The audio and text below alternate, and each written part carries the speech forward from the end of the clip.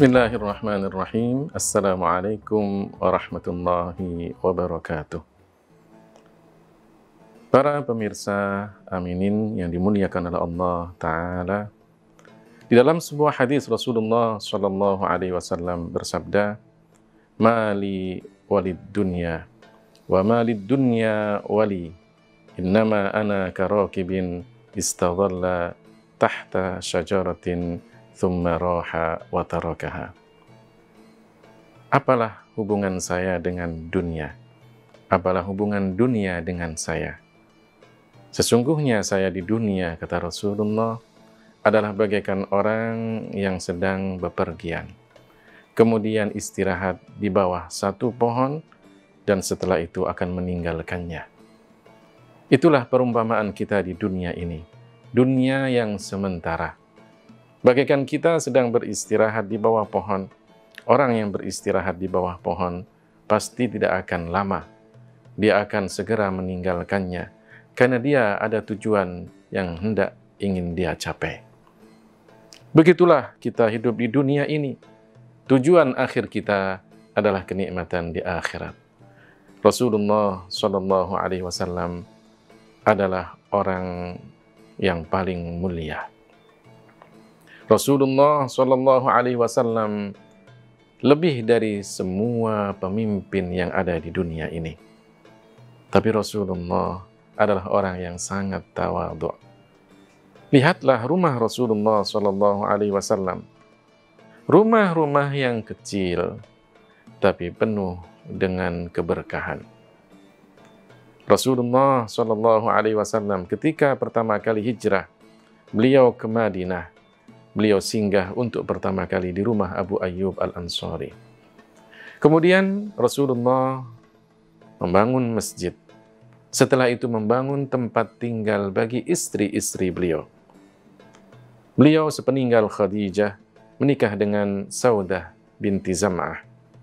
Kemudian menikah dengan Aisyah binti Abi Bakar. Kemudian menikah dengan Hafsah binti Umar. Rasulullah membangunkan tempat tinggal bagi istri-istri beliau di samping masjid. Setelah itu kemudian beliau membangun rumah untuk putrinya Fatimah. Rumah-rumah istri-istri Rasulullah Shallallahu Alaihi Wasallam posisinya berada, kalau seseorang sholat menghadap kiblat, maka rumah-rumah istri Rasulullah berada di sebelah kiri orang tersebut.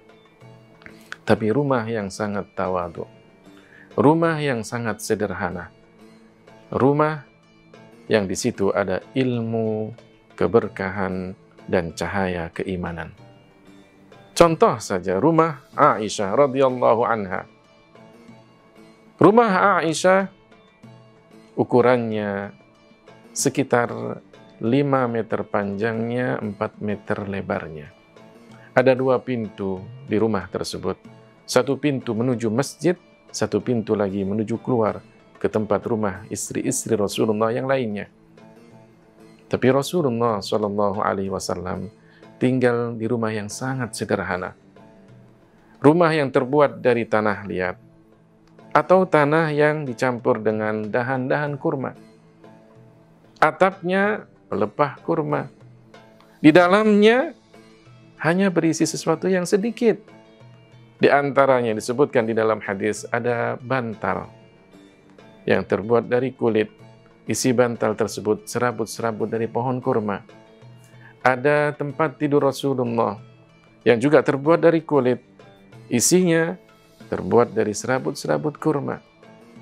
Rasulullah Shallallahu Alaihi Wasallam lebih memilih hidup dalam kesederhanaan. Bukan berarti Rasulullah tidak berkecukupan. Allah berikan kecukupan pada Rasulullah. Di dalam Al-Quran Allah Ta'ala berfirman, wa wajadaka a'ilan fa'aghna. Dan Allah jadikan Rasulullah Shallallahu Alaihi Wasallam yang tadinya orang yang membutuhkan, kemudian Allah berikan kekayaan. Rasulullah bisa mencukupi istri-istrinya bahkan sampai 1 tahun ke depan. Tapi beliau lebih memilih hidup dalam kesederhanaan. Istri-istri Rasulullah pun juga hidup dalam kesederhanaan. Rasulullah lebih memilih untuk senantiasa bersedekah, memberikan apa yang bisa beliau berikan kepada orang-orang di sekitarnya. Itulah Rasulullah Shallallahu Alaihi Wasallam. Suatu ketika malaikat Jibril datang kepada Rasulullah dan kemudian menawarkan kepada Rasulullah sebagaimana yang diperintahkan oleh Allah Ta'ala. Apakah beliau ingin menjadi seorang nabi dan juga seorang raja, atau beliau hanya menjadi seorang nabi saja? Kemudian Rasulullah melihat kepada malaikat Jibril sebagaimana seorang murid melihat kepada seorang guru. Malaikat Jibril memberikan isyarat, tawaduklah wahai Rasulullah, berendah hatilah engkau wahai Rasulullah. Maka Rasulullah kemudian mengatakan, ya Allah, jadikan saya orang yang sehari lapar, sehari kenyang. Itulah baginda kita Nabi besar Muhammad Sallallahu Alaihi Wasallam. Lebih memilih hidup dalam kesederhanaan. Bisa jadi Rasulullah minta kepada Allah kekayaan yang luar biasa. Bisa jadi Rasulullah mohon kepada Allah kenikmatan yang luar biasa. Bisa jadi Rasulullah memohon kepada Allah pangkat yang tinggi. Tapi tidak akan pernah Rasulullah memohon itu semuanya.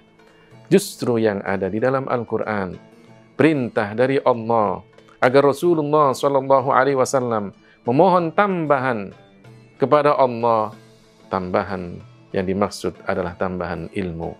Wa qur rabbi zidni ilma.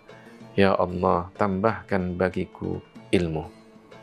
Inilah Rasulullah SAW yang mengajarkan kita kesederhanaan, agar dunia ini tidak melalaikan kita, agar dunia ini menjadi bekal kita untuk kita bisa mendapatkan kebahagiaan di akhirat.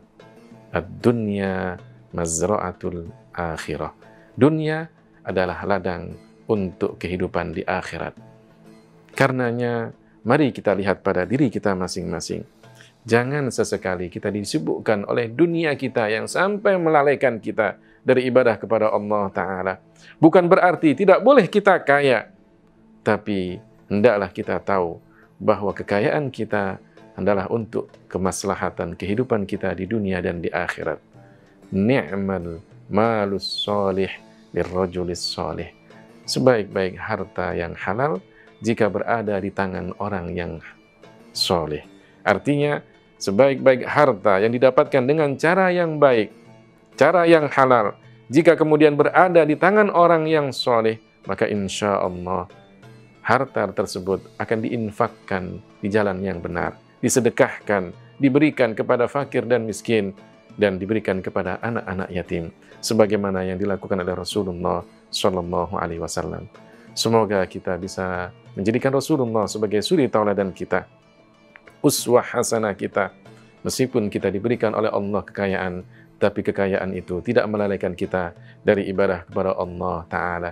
Justru kenikmatan yang Allah berikan akan kita syukuri dengan senantiasa bersedekah, berinfak, dan memberikan yang terbaik untuk diri kita.